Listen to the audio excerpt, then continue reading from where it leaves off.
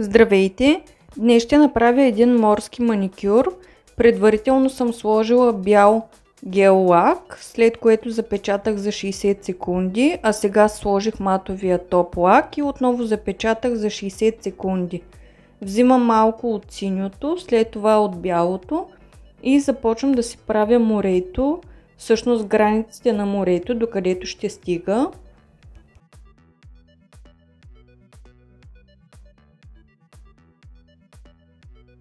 Сега взимам малко повече бяло с синьо, за да мога да направя небето.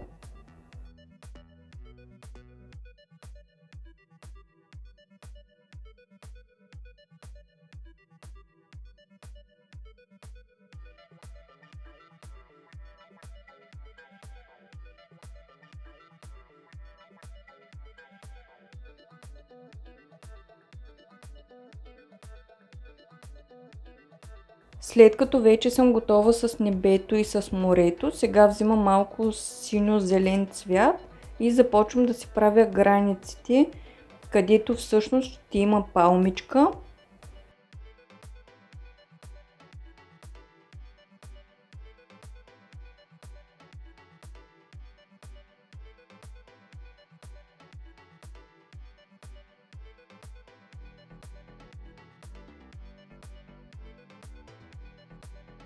След което почиствам четката и когато вече съм готова, поставям нокътчето в лампата за няколко секунди.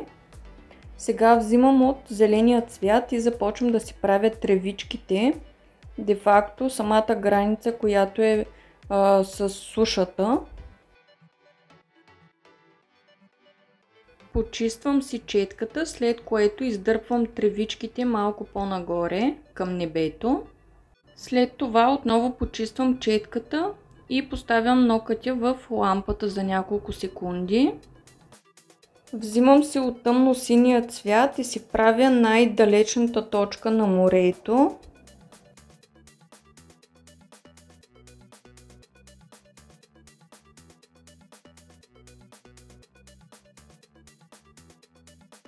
След това почиствам четката и започвам да го разнасям, за да може да стане по-светло и да могат да се прелеят цветовете хубаво.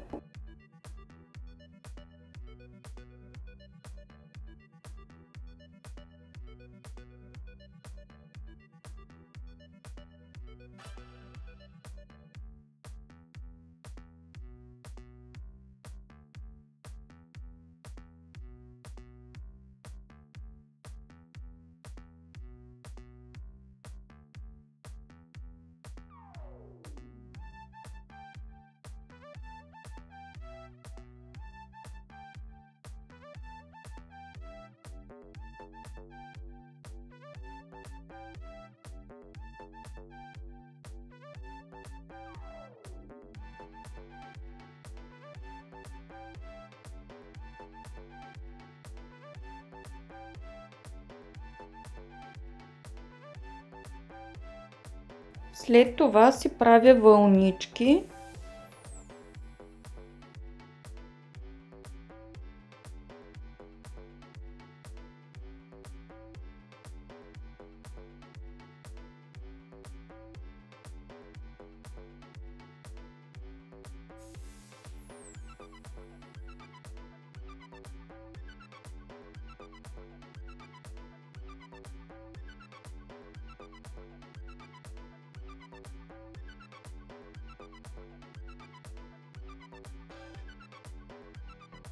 Почиствам добре четката, след което взимам от жълтото и бежево, за да мога да направя пясъка.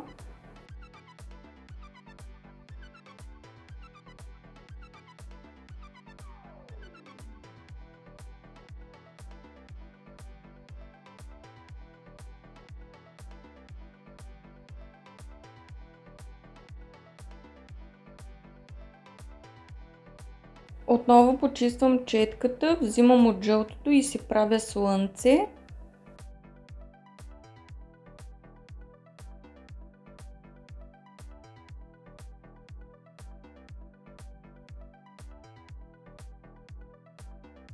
Отново взимам от зеленото и си дооправям тревичката.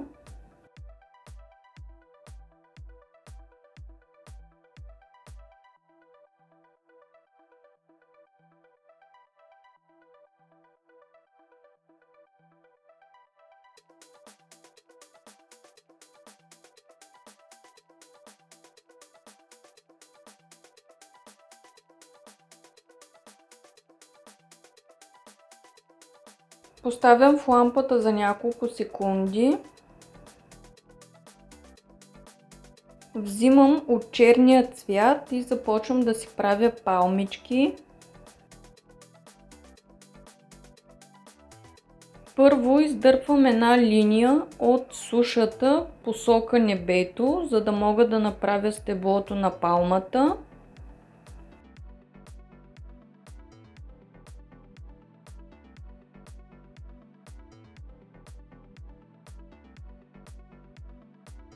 След това от средата започвам да издърпвам тънки линии, за да мога да направя след това и самите листа на палмата.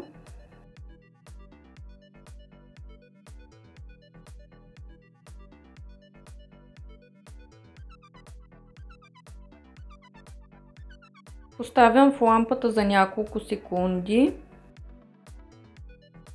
Взимам малко от зеления цвят и започвам да правя листата на палмата.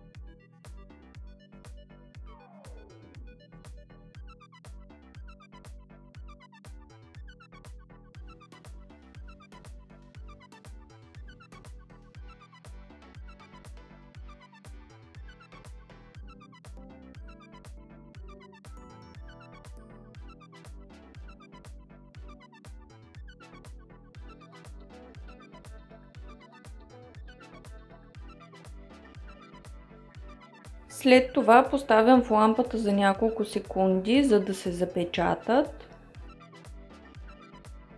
Взимам от черния цвят и си правя кокосови орехи.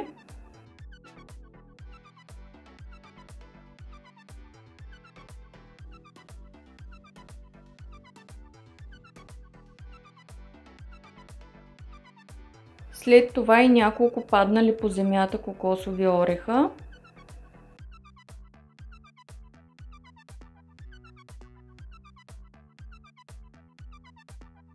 За момента ето това се получи.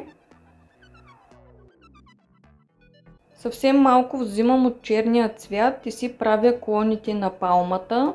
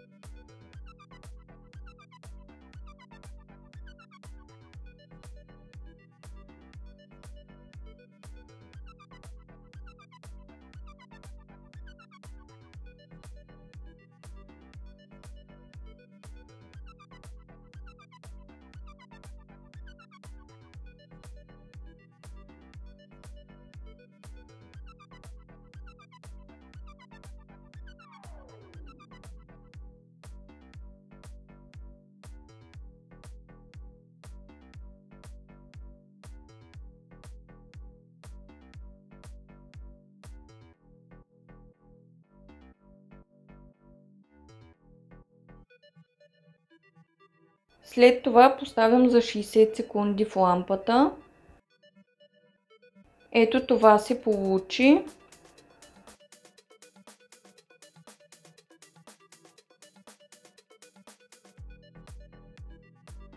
Поставям топ лак.